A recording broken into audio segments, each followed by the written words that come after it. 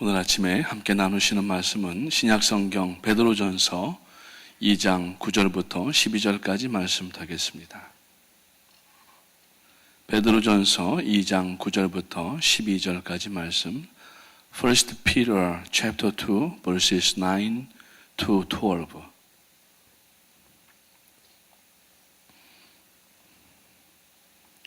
다 찾으신 줄로 알고 우리 몇 절 되지 않는데 한 목소리로 9절부터 12절까지 같이 읽겠습니다. 다 찾으신 줄로 알고 읽기를 시작합니다. 그러나 너희는 택하신 족속이요 왕같은 제사장들이요 거룩한 나라요 그의 소유가 된 백성이니 이는 너희를 어두운 데서 불러내어 그의 기이한 빛에 들어가게 하신 이의 아름다운 덕을 선포하게 하려 하심이라. 너희가 전에는 백성이 아니더니 이제는 하나님의 백성이요 전에는 긍휼을 얻지 못하였더니 이제는 긍휼을 얻은 자니라. 사랑하는 자들아 거류민과 나그네 같은 너희를 권하노니 영혼을 거스려 싸우는 육체의 정욕을 제어하라. 너희가 이방인 중에서 행실을 선하게 가져 너희를 악행한다고 비방하는 자들로 하여금 너희의 선한 일을 보고 오시는 날에 하나님께 영광을 돌리게 하려 함이라. 아멘. 할렐루야. 여러분 기도해 주신 덕분에 담임 목사님 모시고 또 우리 트레저 그리고 어린이 합창단 성가대와 함께 스프링필드 미조리의 센테니얼 셀레브레이션 100주년 기념대회에 잘 다녀왔습니다. 뒤에서 기도해 주신 덕분에 소기의 성과를 잘 이루었고 무엇보다도 하나님께서 크게 역사하셔서 저희 팀들이 나가서 또 이렇게 찬양을 할 때마다 율동을 할 때마다 그 자리에 모였던 수많은 세계 각처에서 오신 하나님의 성회 관계자들이 눈물을 흘리면서 감동하시고 무엇보다도 금요일날 토요일날 아침에 아마 여러분들이 뉴욕에서 인터넷을 통하여서 그 라이브 스트림을 보셨는지 모르겠지만은 그 자리에 모인 모든 분들이 교회의 사역을 소개를 받고 또 우리 담임 목사님의 말씀에 은혜와 격려와 도전을 받고 굉장한 그러한 하나님의 영광이 드러났었습니다. 감사를 드리고 또 이번에 이 자리에도 앉아 계시는데 비행기로 다녀오신 분들도 계시고 또 어떤 분들은 자동차로 이 뉴욕에서부터 스프링필드 미조리까지 1200마일이 넘는데 20시간 이상씩 운전하시면서 이렇게 왕복을 하셨습니다. 이 모든 영광을 우리 하나님 앞에 한번 영광을 돌리겠습니다. 참 어떤 교회도 흉내낼 수 없고 또 어떤 교회도 이렇게 행하지 않고 있는 못하고 있는 그런 사역을 이번에 한 3주 전에 저희가 예배 시간에 비디오 클립을 아마 보셨을 텐데 그것이 공개되니까 미국 그 하나님의 성회 임원분들과 관계자들뿐만 아니라 세계에서 오신 분들이 입이 딱 벌어져 가지고 입을 다물지를 못하시더라고요. 그러면서 감탄을 하면서 이제 우리 414 윈도우 무브먼트가 한 개교회 사역에서 이제 미 하나님의 성회 본부 총회 차원이 아니라 전 세계에 지금 6,700여만 명 정도 되는 성도님들이 우리 하나님의 성회 오순절 교단에 속해 있는데 지금 귀한 사역들이 이제 활발하게 진행이 되고 담임 목사님 오늘 이제 또 중국에 들어가십니다. 히스라이프가 지금 준비가 되고 있고 오늘부터 이제 시작이 되는데 여러분 위해서 기도해 주시고 1차 스프링필드 대첩에서는 큰 영적 승리가 있었고 이번에 중국과 안양과 부산에 11번의 히스라이프가 이제 공연이 됩니다. 위에서 기도해 주시고 중국 내부 안에서는 예수 그리스도를 소재로 한 뮤지컬이 처음 공연되는 거랍니다. 역사적으로. 얼마나 하나님께서 이 시대에 귀하게 히스라이프를 사용하시는지 위에서 기도해 주시고 많은 어려움이 있고 또 특별히 사회주의 체제이기 때문에 공산주의에서 벗어난 지가 얼마 되진 않기 때문에 위험들이 있지만은 위에서 기도해 주셔서 잘 감당하시고 돌아오실 수 있도록 담임 목사님과 그리고 또 모든 50여 명의 히스라이프 스태프를 위해서 기도해 주시고 지금 에클레시아 비엔나가 은혜 가운데 또 진행이 되고 있습니다. 아주 이 다이버시티하게 아주 여러 가지 입체 작전으로 에클레시아 또 스프링필드 사역 그리고 또 이제 히스라이프 사역을 지금 진행하고 있는데 여러분 기도의 끈을 놓지 마시고 새벽마다 나오셔서 함께 기도하게 되시기를 주님의 이름으로 부탁을 드립니다. 자, 오늘 베드로전서 2장 9절은 여러분들이 잘 아시고 암송하시는 그런 말씀입니다. 무엇보다도 우리들의 신앙의 현 주소가 어디인가 하는 것을 알게 해주는 이런 말씀인데 너희는 택하신 족속이요 왕같은 제사장들이요 거룩한 나라요 그의 소유가 된 백성이니 여기까지만 암송하시고 뒤는 이제 잘 암송을 안 하시는 그런 경향들이 계시는데 그 뒤가 문제입니다. 이는 너희를 어두운 데에서 불러내어 그의 기이한 빛에 들어가게 하신 이에 아름다운 덕을 선포하게 하려 하심이라.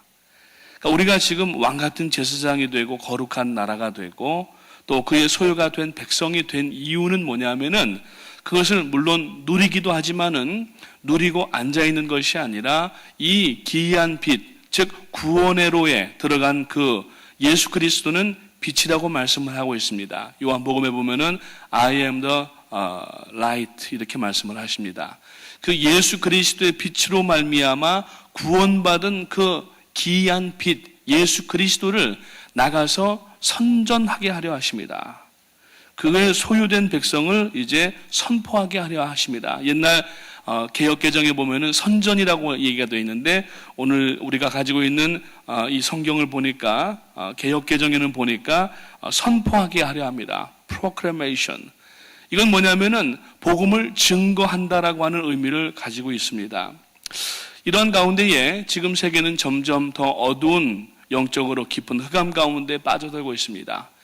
빛이 비추어졌지만 그 빛을 인정하지 않으려고 하는 흑암의 세력들, 그로 인하여서 오히려 예수 그리스도의 복음을 받아들이기보다는 어두운 가운데로 깊이 들어가는 사람들이 얼마나 많은지 알 수 없습니다. 그래서 서구 유럽에 복음이 먼저 증거되었던 곳에 보게 되면은 많은 경제 성장과 눈부신 문화 발전들이 있었습니다. 이것은 대부분이 다 기독교로 인한 하나님의 은혜와 축복이었던 것입니다. 즉 복음으로 인한 축복이었습니다. 그래서 바로크 시대를 중심으로 하여서 또 여러 가지 음악이라든지 미술이라든지 문화뿐만 아니라 경제적으로도 눈부신 성장을 발전하였던 이 유럽과 이 서구 세계가 지금은 이 말씀을 받아들이고 말씀에 의지하기보다는 오히려 반성경적 비기독교적인 그러한 일들을 자행하고 있는 이러한 상황이 되어가고 있습니다. 그 대표적인 예를 든다고 하면은 동성연애라고 얘기를 할 수가 있어요. 참 말하기가 어려운 그러한 문제입니다. 성경은 분명하게 동성연애를 죄로 규정하고 있기 때문에 교회에서부터 인정받지 못하는 그러한 동성연애자들의 그 모임들 가운데에서 교회를 없애버리는 것이 동성연애자들의 마지막 골이 되고 있다는 사실을 우리는 먼저 알아야 됩니다. 성경에서 동성연애가 죄라고 하고 있기 때문에 성경을 없애버리는 것이 동성연애자들의 마지막 골이에요. 그리고 이 성경을 옹호하고 성경은 참으로 이 한 점도 흠이 없고 하나도 틀린 말씀이 없는 온전하신 하나님의 말씀이라고 믿고 있는 성도와 교회를 없애는 것이 동성연애자들의 지금 마지막 골이 되고 있다고 하는 겁니다. 이런 가운데에서 많은 법안들이 진행되고 있고 지금 어느 주에서는 동성연애가 죄라고 얘기한다고 하면은 그것을 고발할 수 있는 그러한 이 제도적인 장치가 마련이 된 그 주들도 있습니다. 어쩌면은 오늘날 강단에서는 동성연애라고 하는 것을 잘못 얘기했다가는 참 어려운 일을 당하게 되는 그러한 상황이 되고 말았던 것입니다. 여러분 지금 각 그 교단들마다 동성연애에 대해서 상당히 개방적인 그러한 그 모양들을 지금 취하고 있는데 그것은 성경적으로 볼 때 옳지 않습니다. 분명한 우리가 입장을 가져야 되고 여러분 초대 교회의 성도들이 핍박을 당할 때에 그 핍박을 받았던 이유가 뭐냐면은 첫째 로마 황제에게 주라 하지 아니하고 예수를 주라 불렀던 그것이 핍박의 첫 번째 원인이었어요. 뿐만 아니라 용납할 수 없는 풍습을 터뜨린다라고 하는, 즉 성찬을 하면서 성찬을 하게 되면은 떡과 포도주를 들게 되는데, 그 당시에 초기 그 기독교나 그 사람들은 화채설이라고 하는 것을 주장을 했습니다. 성찬식은 우리가 신학적으로 구분할 때 상징설과 기념설과 화채설이 있어요. 우리 기독교 개신교에서는 이것을 우리가 기념설로 얘기합니다. 왜냐하면은 예수님께서 너희가 이것을 행하여 나를 기념하라 그러셨어요. To remembrance of me. 그래서 성찬을 행하면서 그리스도의 생애와 그리스도의 고난과 그의 죽으심과 부활과 다시 오실 것을 기억하라고 성찬식을 하라고 하신 거예요. 그런데 어떤 사람들은, 특히 천주교에서는 화채설을 얘기를 해서, 그 화채설은 뭐냐면은 수박 화채가 아닙니다. 지금 여러분 수박 화채 생각하시면 안 되고, 화채라고 하는 거는 이 몸으로 변한다는 거예요. 그러니까 떡을 받아서 먹고 입으로 넘기는 순간 이게 그리스도의 몸으로 변한다는 얘기입니다. 그러니까 포도주를 받아서 마시는 순간 이게 목을 넘어갈 때에는 예수님의 진짜 피가 된다는 거예요. 그게 화채설입니다. 그러니까 그 사실 좀 약간 신학적으로 무리가 있는 것이죠.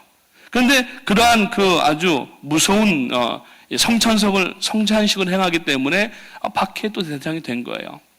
아무튼 간에 오늘날 교회가, 여러분, 만약에 예를 들어서 동성연애 하는 사람들이 교회에 와서 주례를 부탁을 했는데 주례를 동성연애라고 하는 이유 때문에 안 한다고 하면은 법적으로 제재할 수 있도록 지금 주정부들에서 일을 행하고 있다는 겁니다. 여러분, 한 가지 우리가 주의해야 될 것은, 한 2주 됐는데 교회 안에 어떤 아시안으로 보이는 사람이 다니면서, 우리 교회입니다. 당신의 교회는 동성연애에 대해서 어떻게 생각합니까? 라고 질문하고 다닌다고 그래요. 주의해야 됩니다. 물론 우리가 지혜롭게 해야 되는데, 우리가 동성연애가 죄이고 잘못됐습니다만 우리가 입으로 낼 때에는 법적인 문제가 있기 때문에 조심해서 하셔야 되는데, 지금 그러면서 중고등학교 학생들이나 청년들에게 다가오는 사람들이 주일날 있다고 하는 겁니다.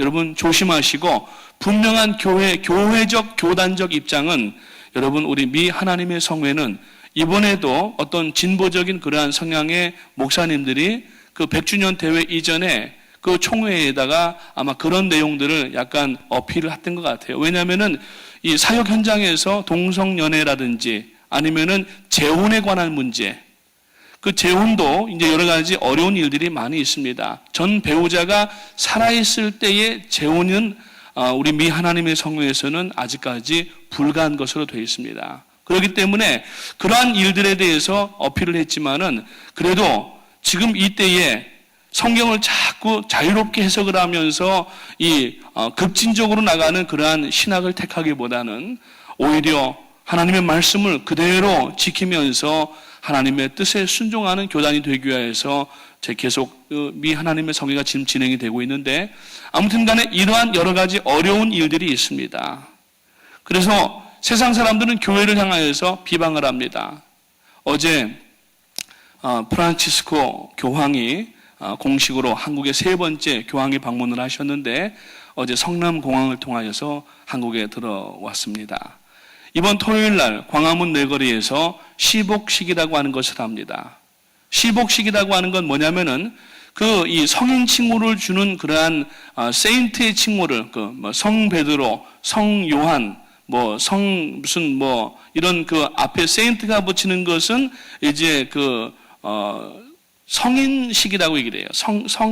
성인직인가 뭔가 그렇게 얘기를 하는데, 그 전 단계가 뭐냐면은 교회를 위하여서 핍박을 받고 순교한 사람들에게 주어지는 칭호를 시복이라고 얘기를 합니다. 그래서 그 순교자들의 이름을 교황청에다가 상신을 해서 이제 교황과 그 모든 교황청의 사람들이 그걸 허가를 하고, 그것을 이제 뷰리피케이션이라고 얘기를 하는데, 그것을 공개적으로 선포하는 것을 시복식이라고 하는데, 124명의 한국의 순교자들을 시복식을 한다는 거예요. 근데 문제가 또 어려운 게, 요새 우리끼리니까 말씀을 하는 거고, 요새 아침에 새벽에 라이브 스트림이 안 나가니까 말씀을 드리지만은 여기서 듣고 여러분들 마음에 기도하시기 바랍니다. 사실 교회가 요새 많은 어려움을 당하고 있습니다. 신앙적으로 핍박도 당할 뿐만 아니라 교회 몇몇 그러한 지도자들이 실수나 또 여러 가지 잘못된 도덕적이나 윤리적인 그런 문제에 있어서 비난을 받고 있습니다. 그리고 또 한 가지는 이 로마 시대에도 그랬고 초대교회도 그랬고 오직 구원은 예수 그리스도로만 말미암는다고 이야기하기 때문에 세상은 교회를 손가락질하고 교회, 기독교 계통의 다른 그러한 종파들에서도 교회를 손가락질합니다. 그런 가운데에서 우리는 예수 그리스도 외에는 구원이 없다고 하는 것을 지금도 이것을 수호하고 있기 때문에 많은 사람들이 교회를 손가락질하고 있고 심지어는 교회에 있던 사람마저도 분명한 신앙이 없는 사람들은 천주교로 개종을 하고 그러면서 교회를 비난하는 경우들이 많이 생기고 있다는 얘기예요. 이 즈음에서 이제 교황이 오니까 한국의 교계에 기독교계 개신교에서 목사님들이 위기감을 느끼고 한 몇 주 전에 시복식 광화문에서 시복식 하는 것을 반대하는 서명운동과 운동을 했어요. 그것은요 전혀 도움이 안 됩니다. 오히려 여러분 그 교회가 더 욕을 얻어먹게 하는 거예요. 그 한 가지 일 때문에만 전체적인 한국 교계의 이 기독교계의 중심적인 것들이 천주교로 넘어가는 것을 우려한다고 하면은 오늘 교회가 정말 신경 써야 될 것은 시복식이나 어떤 천주교의 행사가 아니라 교회가 먼저 거듭나고 교회가 먼저 자정 능력을 가져야 되고 교회가 먼저 하나님 앞에 회개하는 운동을 하지 아니하면은 오늘 여러분 기독교의 특히 개신교의 복음 전파는 어려워질 수밖에 없다고 하는 겁니다. 그래서 오늘 이 본문에서 분명하게 말씀하는 것은 10절 말씀해 보니까 너희가 전에는 백성이 아니더니 이제는 하나님의 백성이요 전에는 긍휼을 얻지 못하였더니 이제는 긍휼을 얻는 자니라. 사랑하는 자들아 거류민과 나그네 같은 너희를 권하노니 영혼을 거슬러 싸우는 육체의 정욕을 제어하라. 오늘 본문에서 분명하게 이렇게 말씀을 하고 있습니다. 여러분 오늘 우리가 하나님 앞에 교회가 핍박받는 것은 정한 것입니다. 예수님은 분명히 말씀하시기를 너희가 나를 따르는 연고로 인하여서 세상은 너희를 핍박하리라고 말씀을 하셨어요. 그러니까 교회 생활하면서 우리가 편안하고 복받고 이렇게만 생각하면 안 되는 것입니다. 신앙생활에는 반드시 환난도 있고 핍박도 있다는 얘기예요. 그때 우리가 믿음으로 싸워나가게 되고 그래서 우리가 어떤 다른 종파들이라든지 이교도들과 아규먼트를 해서 어떤 말싸움을 해가지고서 이기려고 하는 것은 전혀 도움이 안 됩니다. 우리가 그들을 이길 수 있는 것은 뭐냐면은 바로 예수 그리스도가 우리 안에 계시기 때문에 그리스도의 형상을 나타냄으로 말미암아 저들을 이길 수 있는 방법밖에는 다른 방법이 없다는 얘기예요. 우리의 전쟁은 혈과 육에 관한 것이 아니라고 분명히 성경은 말씀을 합니다. 그렇기 때문에 오늘 우리가 여러분 교회가 먼저 하나님 앞에 마치 미스바 광야에 이스라엘 백성들이 모여서 통회하고 자복하고 말씀을 읽고 말씀으로 새로워질 때에 하나님께서 이스라엘 위에다가 올렸던 그 징계를 거두시고 오히려 하나님께서 회복과 은혜와 능력을 부어주셨던 것처럼 오늘 우리 이민교회를 포함한 모든 한국 교회들이 세상의 모든 썩어질 것들, 세상의 모든 육체 정욕들을 제어하지 아니하면은 세상 사람들에 대하여서 교회를 핍박하고 박해하는 사람들에 대하여서 우리가 여러분 이길 수 있는 것이 아무것도 없다고 하는 것입니다. 말싸움으로나 법적인 그러한 시비로서 싸울 수가 없습니다. 재판으로서 싸울 수가 없습니다. 오늘 우리가 여러분 교회는 다시 한번 예수 그리스도의 보혈로 말미암아서 정결해져야 되고 이 자정 능력을 회복함으로 말미암아 모든 육체의 정욕을 벗어버려야 되고 우리 담임 목사님 늘 말씀하시는 것처럼 교회가 물량주의와 교권주의와 성장주의와 대형주의를 다 벗어버리고 우리가 지향해야 되는 것은 뭐냐면은 예수 그리스도의 말씀대로 살아가는 것이고 그 기이한 빛을 예수 그리스도의 덕을 선포하게 하는 것밖에 없다는 얘기예요. 오늘 여러분 이 아침에 다시 한번 우리들의 신앙을 돌이켜볼 줄 알아야 되겠습니다. 조선 말기에 어려운 그러한 한국에 기독교가 들어왔고 이제 올해까지 계산을 해보니까 127년이 됐습니다. 지난 127년 동안 하나님께서는 교회를 통하여서 한국에 어마어마한 그러한 부흥과 부와 그리고 여러 가지 힘들을 주셨는데, 이것을 어떤 재산적인 의미에서 어떤 힘의 의미에서만 사용을 하고 모으려고 한다고 하면은 결국 그렇게 됐던 교회가 지금 당하는 것이 뭐냐면은 세상으로부터의 소외와 손가락질밖에 지금 남지 않았다는 얘기입니다. 오늘 우리가 베드로전서 2장 9절 말씀과 10절과 11절과 12절 말씀을 통하여서 우리 교회는 다시 한번 지금까지의 모든 그러한 잘못된 것들을 내려놓고 하나님 앞에 무릎 꿇고 회개하고 예수 그리스도의 형상을 닮아가는 모습을 우리가 회복하지 아니하면은 여러분 소망이 없는 줄을 우리가 알아야 됩니다. 그러나 교회는 소망입니다. 이런 가운데에도 오직 세상 가운데 소망은 교회밖에 없습니다. 왜냐하면은 성경은 분명히 예수 그리스도를 세상의 소망이라고 말씀하고 있고 그 그리스도께서 우리 교회의 머리가 되시기 때문에 우리가 회개하고 돌이켜서 우리가 하나님께서 하신 말씀들을 이루어 나가려고 애를 쓰고 그 기이한 빛에 들어가게 하신 이의 아름다운 덕을 선포하려고 하는 그 뜻과 의지를 가지고 하나님 앞에 매진한다고 하면은 오늘 교회는 다시 한번 하나님 앞에 크게 쓰임받는 역사가 나타나게 된 줄로 믿으시기를 주님의 이름으로 축원을 드립니다. 오늘 기억해야 될 것은 교회가 비방을 받고 세상 사람들로부터 거부감을 받고 멸시와 천대를 받아도 여전히 교회만이 세상의 소망인 것을 우리가 알아야 되고, 교회 안에 여러분 우리가 앉아 있어서 구원을 누리고 받은 복을 누리고만 있는 것이 아니라 이것을 우리가 이제 기이한 그 덕을 선포하는 그러한 일 가운데 함께 나가야 되는 줄로 믿으시기를 주님의 이름으로 축원합니다. 그래서 오직 세상을 변화시킬 수 있는 것은 교회라고 하는 것을 아시고, 여러분 복음은 세상을 뒤집어 엎는 여러분 변혁과 개혁의 가장 중요한 원천이 되는 것입니다. 세상을 변화시킬 수 있는 것은 아무것도 없습니다. 지난 여러분 수천 년의 역사 가운데에서 제도와 국가와 그리고 어떤 영웅 호걸들이 나타나서 사회를 변화시켜 보려고 했지만은 한 번도 사회가 변화된 적이 없습니다. 오히려 여러분 하나님의 능력 가운데에서 하나님의 섭리 가운데에서 진행되어져 나가는 것을 볼 수가 있는데, 오늘 세상을 뒤집어 볼 수 있는 것은 우리가 무슨 때려 부시고 데모하고 이런 뒤집어 엎는 것이 아니라 이 썩어진 어두움의 세상을 빛으로 일굴 수 있는 것은 오직 하나님의 말씀밖에 없다고 하는 것입니다. 그래서 프랑스의 사상가요 기독교 성각자였던 자크 엘룰이라고 하는 사람은 여러분 성경의 말씀만이 오직 세상을 뒤집어 엎을 수 있는 유일한 소망이라고 말씀을 하고 있습니다. 그래서 오늘 우리가 베이식으로 돌아가서 기본으로 돌아가서 말씀과 기도와 예배와 그리고 섬김이 회복되어야 된다는 얘기는 오늘 바로 이 베드로전서 2장 9절부터 12절 말씀을 보게 되면은 그 이유가 더 분명한 것을 알 수가 있다고 하는 것입니다. 여러분 체코의 차우세스크 시대에 그 얼마나 암울하고 답답한 그러한 삶을 이 체코 사람들이 살았습니까?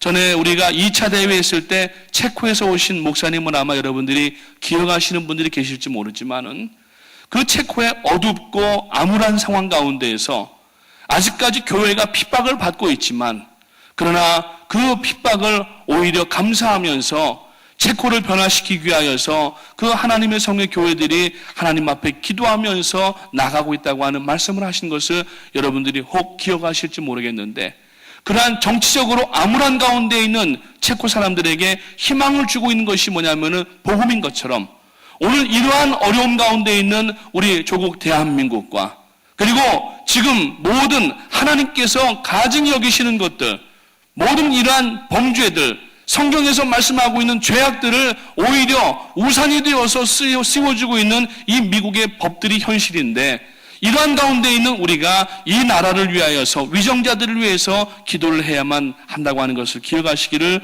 주님의 이름으로 축원을 드립니다.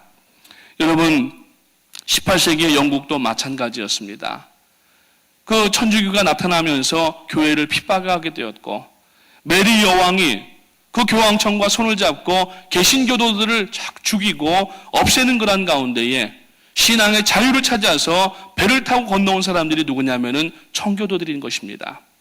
그리고 그 사람들이 먼저 행하였던 것은 뭐냐면은 하나님 앞에 찬양하고 영광 돌리고 복음을 증거하는 그러한 일들을 감당할 때에 하나님께서는 불과 200여 년밖에 안 된 이 나라를 세계 수천 년의 역사를 가지고 있는 강대국들 위에 초강대국이 되게 하셔서 군사와 경제와 문화와 교육과 모든 면에 있어서 두각을 나타내게 하시고 그 일들을 통하여서 전 세계를 선도하게 하신 이유가 뭐냐면은 아름다운 그 덕을 선포하게 하려 하심이라고 하는 것입니다. 우리 조국 대한민국이 전쟁 가운데에서 여러분 지금 우리가 그 정전 61주년을 지난 주간에 맞이했었는데 그 60년 동안의 전쟁의 그 잿더미 가운데에서 여러분 반세기밖에 안 되는 그 이 시간 가운데 회복될 수 있었던 것은 정치하는 사람들이 정치를 잘해서가 아니었습니다. 기업인들이 기업을 잘 일구어서가 아니었습니다. 자원이 많아서가 아니었습니다. 그것은 하나님 앞에 나와서 밤을 새워 기도하고 산골짜기마다 기도원마다 교회마다 새벽마다 철회하면서 부르짖어 기도하던 성도들의 기도 가운데에서 특별히 1983년 여의도 광장에 모여서 여러분 그 성회를 하고서 그 자리에서 세계를 선교하기 위해서 젊은이들이 10만 명의 사역을 하나님 앞에 그 약속을 했을 때에 서원했을 때 그 시점이 한국의 경제가 완전히 터닝 포인트를 만들었던 시점인 줄 우리가 기억해야 되는 것입니다. 이건 뭡니까? 하나님께서 지금 우리에게 주신 이 부와 모든 경제적인 그러한 이 아름다운 것들은 우리가 잘해서 일군 것이 아니라 하나님께서 복음을 증거하기 위해서 주신 것이기 때문에 오늘 우리가 지금 감당하는 이러한 모든 사역들 여러분 오히려 소망을 가지시기 바라고 기독교가 아무리 세상으로부터 손가락질 당하고 조롱을 당한다 할지라도 주눅들지 마시고 복음을 들고 끝까지 나가는 여러분 되시기를 주님의 이름으로 축원을 드립니다. 그래서 에베소서 4장 12절 말씀에 보니까 이는 성도를 온전하게 하여 봉사의 일을 하게 하며 그리스도의 몸을 세우게 하려 하심이라고 말씀하고 있어요. 욥기서 14장 7절 말씀에 보면은 나무는 희망이 있나니 찍힐지라도 다시 옴이 나서 연한 가지가 끊이지 아니한다고 말씀합니다. 그루터기만 있으면은 나무는 살아나는 겁니다. 오늘 우리가 세상으로부터 아무리 도끼와 같은 것으로 찍힘을 당한다 할지라도 이 교회의 머리는 예수님이시기 때문에 우리는 여러분 지난 그 수많은 세월들 가운데 그 박해 가운데에서도 초대교회에서나 중세시대에서나 근세교회사에 있어서나 지금도 여러분 복음을 증거하다가 죽임을 당하는 사람들이 얼마나 많은지 알 수 없어요. 그래도 교회가 여러분 이루어져 나갈 수 있는 것은 예수님이 우리들의 머리이심을 기억하시기를 바라고 아직까지 교회가 소망인 것을 믿으시기 바라고 하나님 앞에 힘을 다하여서 감당해 나가시기를 주님의 이름으로 축원합니다. 그래서 교회가 하는 우리가 신앙을 가지고 있는 것뿐만 아니라 사역을 감당해야 되는데 그런 의미에서 지금 우리가 감당하고 있는 히스라이프라든지 축구 사역이라든지 에클레시아라든지 지난 주 초에 우리가 그 스프링필드 미주리에서 100주년 대회에서도 소개해드렸지만은 그러한 내용들이 뭐냐면은 그의 기이한 빛에 들어가게 하신 이의 아름다운 덕을 선포하는 일이 되는 줄로 믿으시기 바라고 이것이 오늘 우리들의 삶의 목표가 되시고 이것이 오늘 우리들의 삶의 이유가 되시고 이것을 위하여서 여러분 돈도 버셔야 되고 이것을 위하여서 우리가 건강도 해야 되고 이것을 위하여서 오늘도 우리가 살아가는 성도가 되어야 되는 줄 믿으시기 바라고 담임 목사님을 비롯하여서 지금 유럽에 나가 계신 허 목사님과 또 우리 김도윤 사모님과 또 스태프들과 그리고 히스라이프와 그 모든 일들을 위하여서 이 아침에도 기도로 동참할 때에 하나님의 이 귀한 역사들을 넉넉히 감당해 나갈 수 있는 여러분 되시기를 주님의 이름으로 축원을 드립니다. 기도하겠습니다.